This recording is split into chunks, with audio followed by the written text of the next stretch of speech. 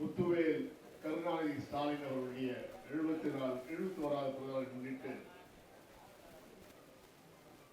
இமாம்களை பெருமைப்படுத்தும் வகையிலே இனிய விழாவுக்கு தலைமை பொறுப்பேற்றுள்ள இதர் ஆசான் அவர்களே,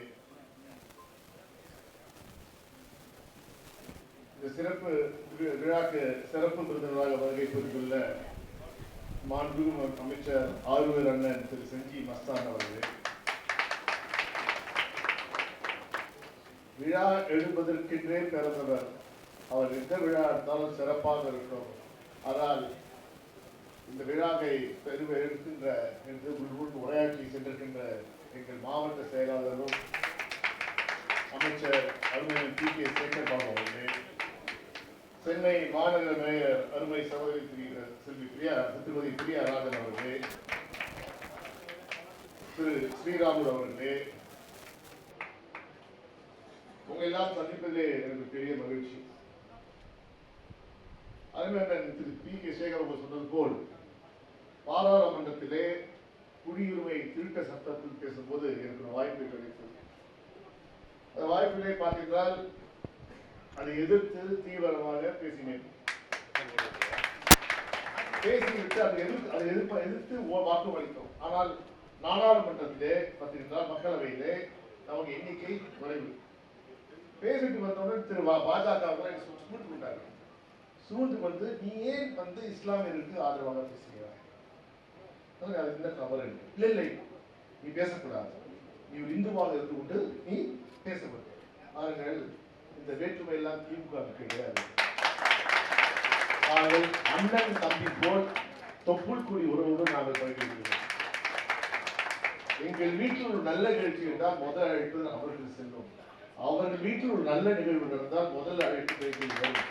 எங்களிடம் திருவிழை பற்றி பேசாதீர்கள். ஏன் என்று சொல்றால், இந்த குடியுரிமை திருத்த சட்டம் மக்களவையிலே வந்து அவர்கள் ஆதரவாக சென்றது. ஆனால் மாநிலங்களவை ராஜ்யசபா போகும்போது அவர் வாக்குகள் பாஜகவும் கம்மியாக இருந்தது. 3 வாக்கு வித்தியாசத்தில் தான் அந்த CA சட்டம் நிறைவேறியது. 9 எம்பிகளை கொண்டுள்ள ராஜ்யசபா 9 எம்பிகளை அஇஅதிமுக வைத்தது. அவர்கள் நினைத்திருந்தால், எதிர்த்து வாக்களித்தால் இந்த சட்டம் நிறைவேறியே இருக்கிறார். ஆனால் என்ன செய்தார்கள்? அதாவது மக்களை ஏமாற்றுவதற்காக நாங்கள் வெளிநடப்பு செய்கிறோம். அதாவது வெளிநடப்பு செய்கிறோம். ஓட்டு போடாம வெளியே போயிட்டா பாஜக ஆதரவாக செயல்பட்டதனால், அதுவே பார்த்தீங்கன்றால் இத்தனை ஆண்டு உறவாடி தமிழ்நாட்டின் அனைத்து வளங்களையும் அவர்கள் அடிமைகளாக செயல்பட்டு, சிறுபான்மையினர்களுக்கு எதிராக செயல்பட்டு, இன்னும் சொல்ல போனால் சட்டமன்றத்திலே இந்த சட்டத்தால் யாருக்கும் பாதிப்பு வராது என்று எடப்பாடி பழனிசாமியே உரையாற்றினார். அது அபிஷியல் ரெக்கார்டிலே இருக்கு. ஏன் சொல்கிறேன் என்றால், இப்பொழுது 2019 அடி வாங்கினாங்களா தேர்தல்? 2021 அடி வாங்கினாங்களா? பிறகு நடந்த உள்ளாட்சி தேர்தலையும் அவங்க அடி வாங்கினாங்க. வெற்றிக்கு வாய்ப்பே இல்லை. அப்பொழுது என்ன பண்றார்கள்? எல்லாம் யோசித்து ரூம் போட்டு யோசித்து அவர்கள் விவாகரத்து செய்து கொள்வதாக, அதாவது பாஜகவும் அதிமுகவும் விவாகரத்து செய்து கொள்வதாக. இனி எங்களுக்கு ஒட்டுமில்லை உறவும் இல்லை. ஏன் கூர்ந்து கவனிக்க வேண்டும் என்றால், அவ்வாறு செய்தால் சிறுபான்மைகளை ஏமாற்றி விடலாம். இத்தனை வருஷம் சிறுபான்மைக்கு எதிராக செயல்பட்டு இந்த MP தேர்தலில் நாங்க பிஜேபி கூட இல்லைன்னு சொல்லி வெளியே வந்தா, ஏன்னா முதல்ல உங்ககிட்ட ஓட்டு கேட்க வர முடியல. அதிமுக எங்கேயோ இஸ்லாமியர்களுக்கு போய் ஓட்டு கேட்க கூட யாரும் அனுமதிக்கவே இல்லை. இப்பொழுது போய் மோடியுடன் ஒரு ரகசிய ஒப்பந்தம் போடுறோம். என்ன ஒப்பந்தம்? ஐயா, நாங்க தனியா இருந்தா ஒரு 5-6 சீட்டா ஜெயிப்போம். ஜெயிச்ச பிறகு நாங்க உங்களுக்கு தான் சப்போர்ட் பண்ணுவோம். நல்ல பதிங்க. இதை பண்ணிதான் எடப்பாடி பழனிசாமி இப்போது நாடகத்தை நிறைவேற்றிருக்கிறார். இதை நீங்க உன்னிப்பாக நான் கேட்கிறேன். பாஜக எதிராக ஒருத்தர் செயல்படுத்தார். மேற்கு வங்கத்தில் மம்தா பானர்ஜி பாஜக எதிர்த்து செயல்படுறாங்களா?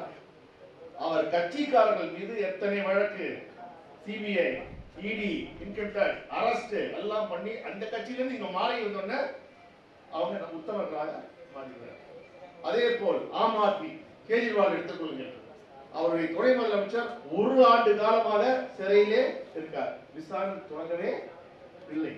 ஏனென்றால் பாஜகவிற்கு எதிராக அவர் அரசியல் செய்கிறார். மகாராஷ்டிராவில் இதே நிலை. பாஜக எதிராக செயல்பட்ட தேசிய காங்கிரஸ் கட்சியை சேர்ந்தவர்கள், சரத்பவார் கட்சியை சேர்ந்தவர்கள் எல்லாம் இடி கேஸ் போட்டு, சிபிஐ கேஸ் போட்டு உள்ள வச்சாங்க. அவங்க கட்சி மாறி வந்தோடனே யார் மீது வழக்கு போட்டார்களோ அவர்களை துணை முதலமைச்சராக இன்றைக்கு அஜித் பவாரை அவர்கள் வைத்துள்ளார்கள். இதேதான் சமாஜ்வாடி கட்சிக்கும், இதேதான் இங்கே கர்நாடக காங்கிரஸ் கட்சிக்கும். ஏன் தமிழ்நாட்டை விட்டு வைத்தார்களா?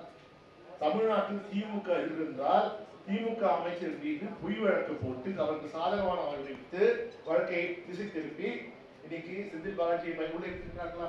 இது யாராவது மாட்டுவார்களா என்று சிபிஐயும் நீதியும் அழைத்துக் கொண்டிருக்கிறது. ஏதாவது பொய் வழக்கை போட்டு இருக்கு. சரிங்க, ஒரு நல்ல தாழ்வா கேட்கிறேன். ஒரு சாதாரண மனிதனை கேட்பா, பிஜேபி மோடியை எதிர்த்தா இவ்வளவு வருத ஏடிஎம்கே பாஜக வந்துருச்சு. ஏற்கனவே பாஜக டெபாசிட்டே வராது, நோட்டா ஓட்டோட கீழே தான் வரும். இப்ப ஏடிஎம்கே இல்லைன்னா அவங்களுக்கு ஓட்டு வங்கி அப்படியே சரியுமா? எப்படி எடப்பாடியை விட்டு வைத்திருக்கிறார்கள்? வேலுமணி மீது எவ்வளவு வழக்கு இருக்கிறது? எப்படி வேலுமணியை தொடவே இல்லை? விஜயபாஸ்கர் மீது பெரிய குற்றச்சாட்டு குட்கா கடத்தல் இல்லையா? குட்கா கடத்த போய் ஐடி ரைடே பண்ணாங்க. அவர் வீட்டுல இருந்து பொட்டியா ஏதோ டைரியா தூக்கி போட்டார். விஜயபாஸ்கர் மீது வழக்கு இல்லையே, ஒண்ணுமே இல்லையே. என் தங்கமணி மீது ஒன்றுமே இல்லையே. அப்ப என்ன அர்த்தம்? அவர்கள் பாஜகவுக்கு ஆதரவாகத்தான் செயல்பட்டு வருகிறார். வெளிச்சமாக இருந்தது இல்லையா? இதை நாம் நீங்கள் ஏன் உங்களுக்கு சொல்லியிருந்தால் சில மறந்துடுவோம். நமக்கு இருக்கிற பிரச்சனைகளே மறந்துடுவோம். ஏடிஎம்கே பிஜேபி இல்லப்பா நல்லவனா மாட்டோம். ஐயா, என்றைக்குமே எடப்பாடியும் அதிமுகவும் நிறம் மாறவே மாறாது. அவர்கள் சுயநலவாதிகள். தங்களை காப்பாற்றிக் கொள்ள, தங்கள் லஞ்சத்தில் அடித்த பணத்தை காப்பாற்றிக் கொள்ள யாரையும் அடகு வைப்பார்கள். உங்கள் தலையை அடகு வைக்க தயாராக இருக்கிறார்கள். இதை உணர்ந்து கொண்டு வரவிருக்கின்ற தேர்தலில் மோடியை எதிர்த்து யாரால் சிறுபான்மைக்கு எதிர்ப்பு செயல்படுகிறோ அவர் எதிர்க்கின்ற ஒரே கட்சி திராவிட முன்னேற்ற கழகம் தான். தலைவர் தளபதி தான். இதற்கு நாங்கள் கவலைப்பட்டதே கிடையாது.